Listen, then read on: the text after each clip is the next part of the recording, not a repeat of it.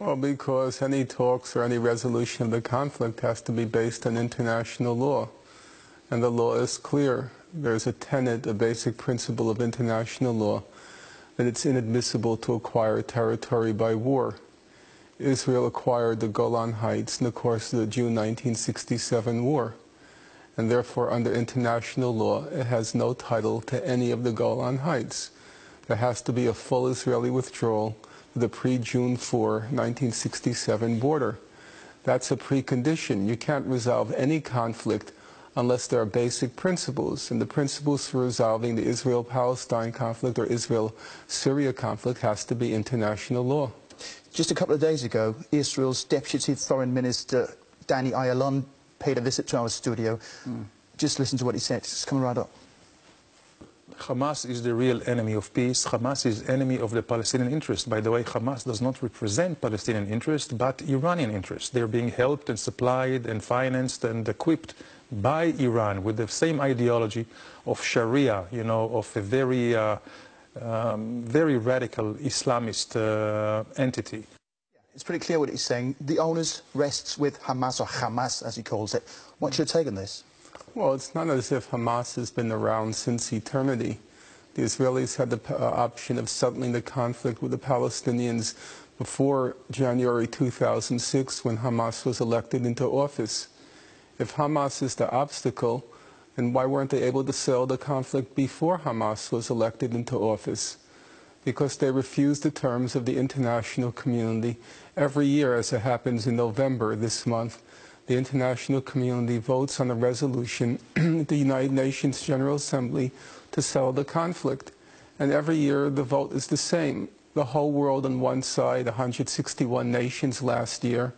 And then there are the United States, Israel, Nauru, Palau, the Marshall Islands, Micronesia, and sometimes Australia on the other side. The problem is not Hamas. Hamas has repeatedly said it is willing to settle the conflict in the June 67 border. But still they refuse to recognize the state of Israel. Well, they refuse to recognize what they call the legitimacy of the state of Israel. But under international law, they're not obliged to recognize the legitimacy of the state of Israel. If you go back, for example, 1947, Gandhi said he'll accept the reality of Pakistan, but he would never accept the legitimacy of the state of Pakistan. And Hamas is not expected to be held to a higher level of diplomacy than Gandhi. Gandhi said, Pakistan is a reality which I'm forced to accept, but I don't accept it as legitimate. And that's the same position of Hamas. They said, we'll settle the conflict in the June 67 border. But Finkelstein, this is what makes Jerusalem unwary of Hamas, because they keep saying, how can we have a neighbor which doesn't recognize our legitimacy? Yeah, but you see, the problem is, listen to your own language. You're just spouting Israeli propaganda. Why are you saying Jerusalem? East Jerusalem is occupied Palestinian territory under international law. That was the ruling of the International Court of Justice in July 2004.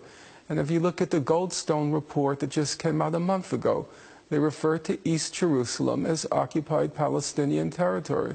But now you've given over Jerusalem to the Israelis. You're just repeating Israeli propaganda. They have no title under international law to East Jerusalem. But speaking of what you call my Israeli propaganda, which I'll refute, but anyway, you're on record for saying that Israel is a terrorist state, that it's a lunatic state. I saw that in the Turkish English language daily, today's Saman. Don't know if they quote you correctly, but anyway, why do you use such stark language about a state which is essentially just defending its own right to exist? Okay, you accuse me of using stark and provocative language. So let's take the renowned international jurist Richard Goldstone, the person who was the chief prosecutor for the war crimes in Rwanda and war crimes in Yugoslavia. And he came out a few weeks ago with a report on what Israel did in Gaza approximately a year ago.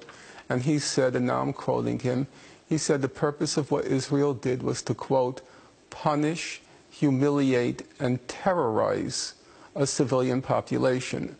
Terrorize a civilian population. So is Mr. Goldstone also guilty of incendiary language? or is he simply accurately reporting what happened? Terrorism is a fact. And terrorism refers to the targeting of civilians and civilian populations and civilian infrastructure to achieve a political end. And Israel routinely targets civilians and civilian infrastructure to achieve political goals. So it's terrorism. What you're well, saying. it's terrorism. I mean, I can't help it if that's what Israel chooses as its targets. Can I ask you, do you think that If Israel chose military combatants and military infrastructure, then it wouldn't be a terrorist state, but that's not what it chooses to do. terrorist state or self-defense, you know, it depends on the eye that looks at it? No, even if you're engaging in self-defense, let's say for argument's sake, Israel were engaged in a war in self-defense in Gaza, for argument's sake. That still means you can engage in terrorism. You can be engaged in a war of self-defense, but if in the course of the war you're targeting civilians and civilian infrastructure, then you're engaged in terrorism. That's the basic distinction in international law between the reason why you went to war and how you're conducting the war. Finkelstein, sorry for interrupting, but when you raise these issues, what do you think the international community should do about Israel? How should the case of Israel be handled? There's a very simple way to handle it. They should enforce the law.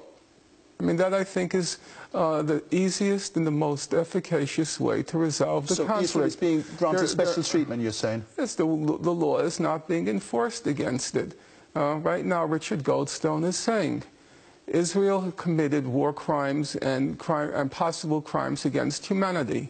And Israel should be brought before the International Criminal Court if those who are guilty of those crimes are not prosecuted. Just enforce the law. These are not radical ideas. You know, sometimes people attribute to me that I'm some sort of radical. I'm simply saying let's apply the conventional, customary rules of law and laws of war to Israel and hold it to account the same as we would any other state.